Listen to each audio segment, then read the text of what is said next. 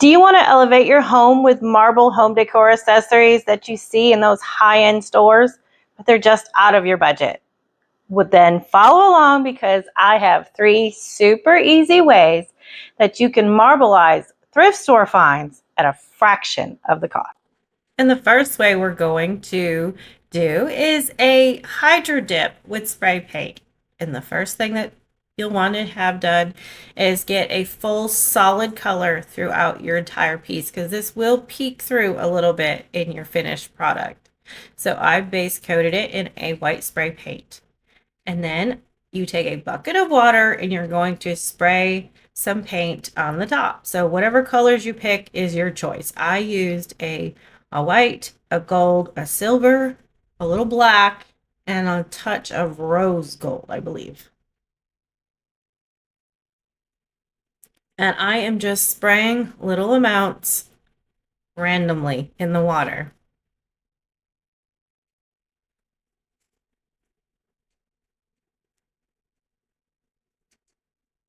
And then I took a skewer and just swirled it slightly. Don't want to do too much. And now comes the fun part. All you're going to do is take your piece and dunk it in the water.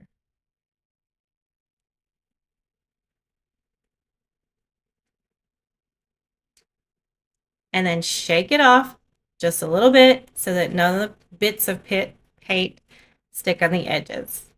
And there it is. Also, make sure you wear gloves because it will get all over your hands and then you have to have acetone to get it off and then that's no good. Anyhow, so it's beautiful. It looks great on the shelving that surrounds our fireplace right there on the top shelf with a faux plant in it.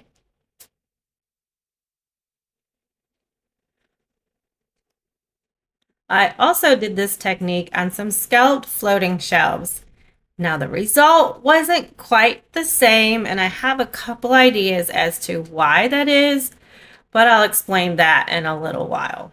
I used a color, it was called Fuzzy Peach, I believe was the color, to kind of pick up on the peach tones of the mural that is on the wall. But after dipping them a few times, they did come out quite well.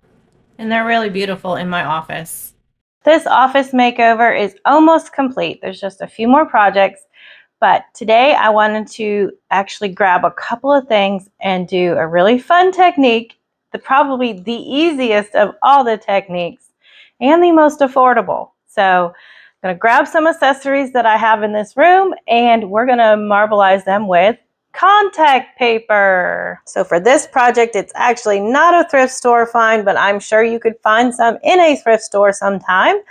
This is actually a riser and I use it under my computer to elevate it so that I'm not hunched over while I'm editing and whatnot at my desk. So these were built years ago when I did a class teaching how to do stenciling and whatnot. So we use this as the blank project, but these risers can be used for so many things. So all this is a 2x10, I think it is, piece of wood. And then I cut spindles and glued them onto the bottom. And that's it. So what we're going to do is we're going to start first with getting this cleaned up because it's got some glitter and whatnot left over from a Christmas project apparently. And then we'll start actually painting these little legs. We're going to actually do them red first because we're going to do them gold. And if you do the red first underneath a gold, then it makes the gold really pop. So let's get this cleaned up and then we'll get started. So the contact paper that I'm using is this right here. I picked it up at the local Walmart. They had a few different options. They had a black option.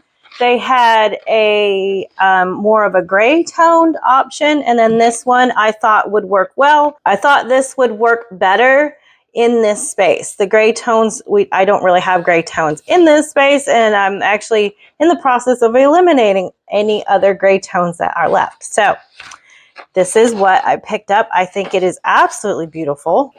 So this looks beautiful and quite high end, if I do say so myself. So we will get this cut and put on here in just a second. I'm doing the painting of this first so that when I go ahead and put the contact paper on, I'm not worried about getting paint on it. So we're just going to paint them red.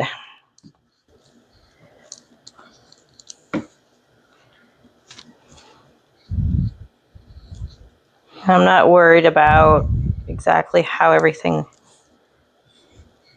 looks. It's not going to be perfect. That's my point.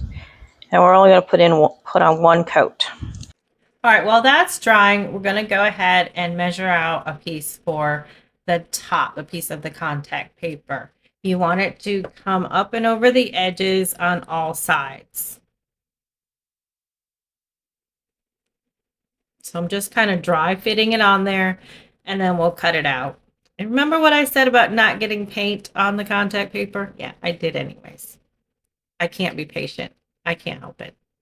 So now we'll take some gold leaf rub and buff, and we'll apply that. We'll just rub it on with, I use an artist brush because I just find I can get into all the nooks and crannies very easily.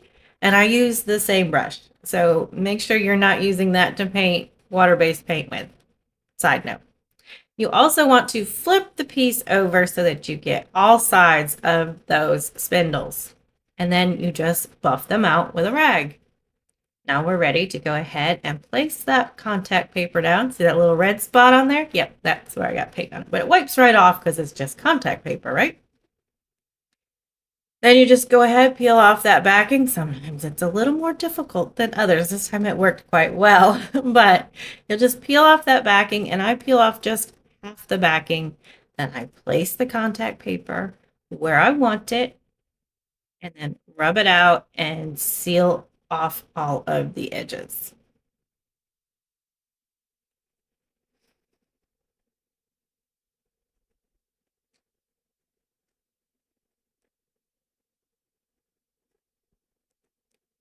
Once I have the one side in place, I'm going to go ahead and start peeling off the backing from underneath. Smoothing it out and making sure we don't have any air bubbles. You can use a squeegee, a credit card. I picked up a pack of these at Harbor Freight and they work awesome. But you could use like a wallpaper squeegee, any type. Like I said, or an old credit card or something. Just don't press too hard with the credit card because it will rip your contact paper. And make sure it doesn't stick to itself like it did right here. Sometimes it's a little aggravating when it sticks to itself and you can't get it unstuck, but we did. Then you're just going to want to slit the corner right there, and you're just going to bookend those pieces. So you just bring that side, wrap it around to the end, and then press down the flap. Now this is the end grain, and you may have some difficulty with it sticking on the end grain of that wood. So I do have a tip for that in just a minute. We're just going to go ahead and trim off any excess that is hanging over and making sure I'm clipping in the corners and then pressing everything down along the bottom. I take a razor knife and just cut around each one of those spindle legs so that everything lays nice and flat. A heat gun is what I use where places aren't sticking really well or laying exactly right. What this does is it almost shrink wraps it onto the piece that you are putting the contact paper on, and everything lays nice and flat. So I've cut a piece for the bottom because I just want to clean everything up so that in case anything, you could see underneath. So I've cut the corners at an angle, and then I just did a little snip so that it'll fit nicely around all of the spindles. And then we're just going to go ahead and remove the backing and try to place it down.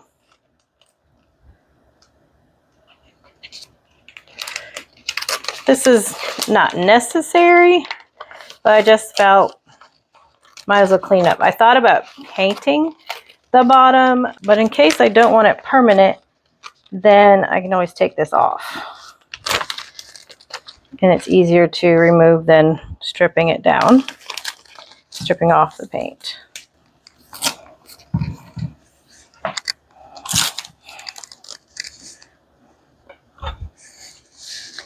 Take my little razor blade, use an X-Acto knife. Oh my gosh, I love it. It's perfect. I actually think I'm going to go ahead and skin my computer in it as well. And that'll be nice and seamless. I didn't like the big black box because it's usually open anyways. I don't like that big black box anyway, so that's what I'm going to do. But first, I have a pencil holder. Well, originally it was a sugar mold, but I use it as a pencil holder, so that's what we're going to work on next. I picked these sugar molds up at a vintage store in Tennessee when I was visiting my son several years ago. At the time, I was like, oh, what else can I do with these? Maybe I'll try whitewashing them. I haven't loved it. There's not enough pizzazz in it for me. So we're going to cover them with the contact paper and marbleize them for a little while and see if I like it that way. The awesome thing about the contact paper is if you do change your mind, you can just take it off and put something else on if you wanted to. It's the same general idea. You're going to peel off half the backing, place it where you want it, smooth out any of the bubbles, trim it off, and just fit it in. You're kind of trying to wrap this like a present, I guess you could say. And then you're going to take a little razor blade and we'll cut out the circles that are on the top. I found that if I kept my blade at an angle and used the circle edge as a guide, it came out nice and clean. And you're going to just do the same thing like we did on the riser with bookending the ends, and then we'll cover it with another piece like we did on the bottom, just so that everything is nice and clean and there's no rough edges sticking out.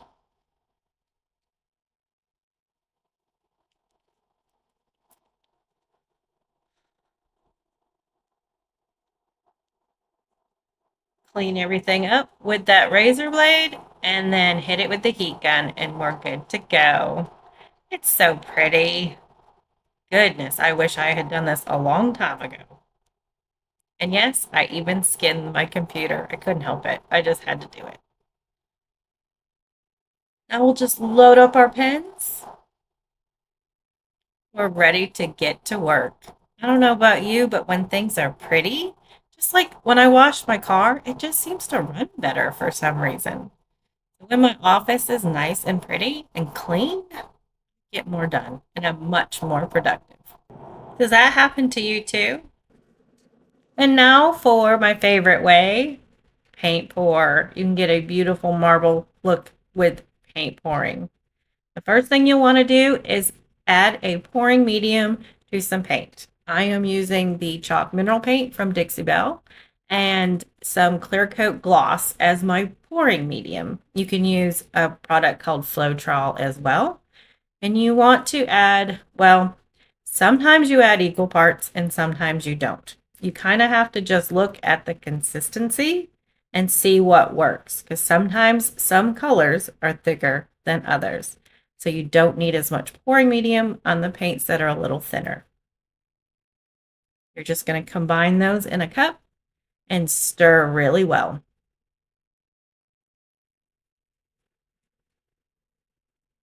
You can use acrylic paint or any other types of paint as well. You just want to get that nice flowing consistency. Now I made this a little bit too thin, so I'm just adding more paint to thicken it up just a little bit.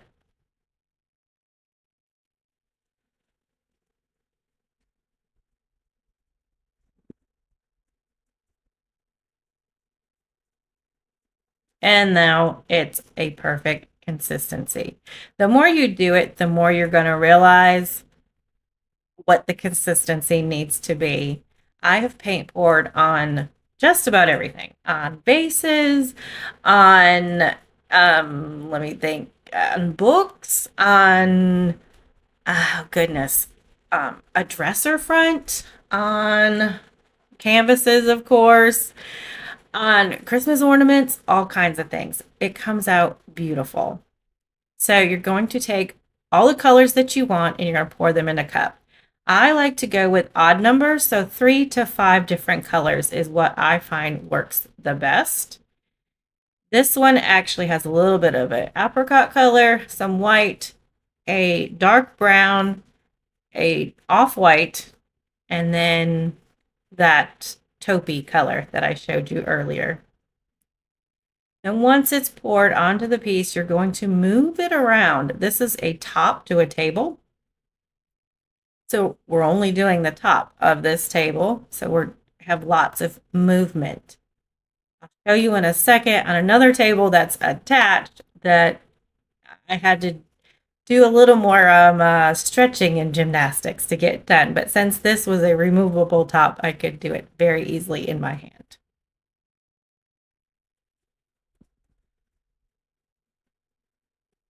Sometimes the colors you poured out first are not quite what you were looking for. So I like to keep a little extra color in my cups so that I can add them in where I wanted. I wanted a little more white in this. I wanted the color in the swirling to be a little more sporadic and sparse. So I'm just adding some more white in there and I keep adding and moving until I get it just where I want it.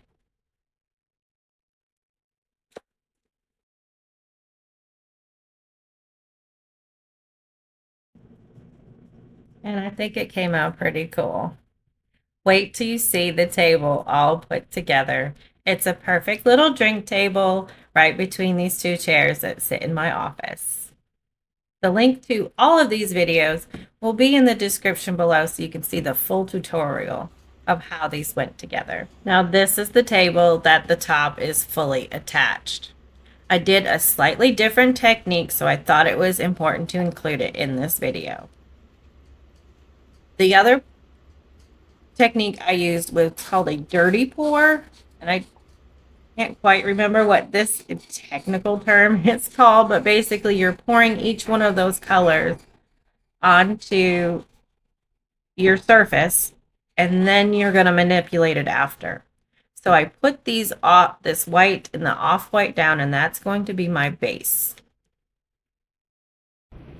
Then I'll come in with a stir stick or tongue depressor, whatnot, and we're just going to smooth everything out so that the entire surface is covered with paint. It also kind of models those colors together a little bit. And this is going to give your background to the marble, because with marble there's many depths of color throughout the piece or slab of stone. So that's what kind of creates your depth. Then we'll come in. I have 2 colors mixed in the cup, and that is a black and an off-white. I actually think the white is in there too.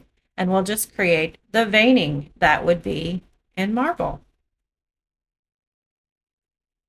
But now that there's all that paint, that background on there, that veining is going to flow really nicely. But here's where the stretching and the gymnastics comes into play, because it's attached to a piece, you know, the rest of the table. It takes a little more to get it where you want it. And that's why I put that floating color down first. But I think it's gorgeous. It looks like a real piece of stone. And it came out quite beautiful. Like I said, the full video will be linked in the description. I added some molds, and it was a cute way to dress up a really inexpensive table. Well, those were super easy, weren't they? I hope that has inspired you to maybe try a few of them. As I said, the hydro dip, I have not mastered that yet, but we're working on it. I'm going to try a few more projects.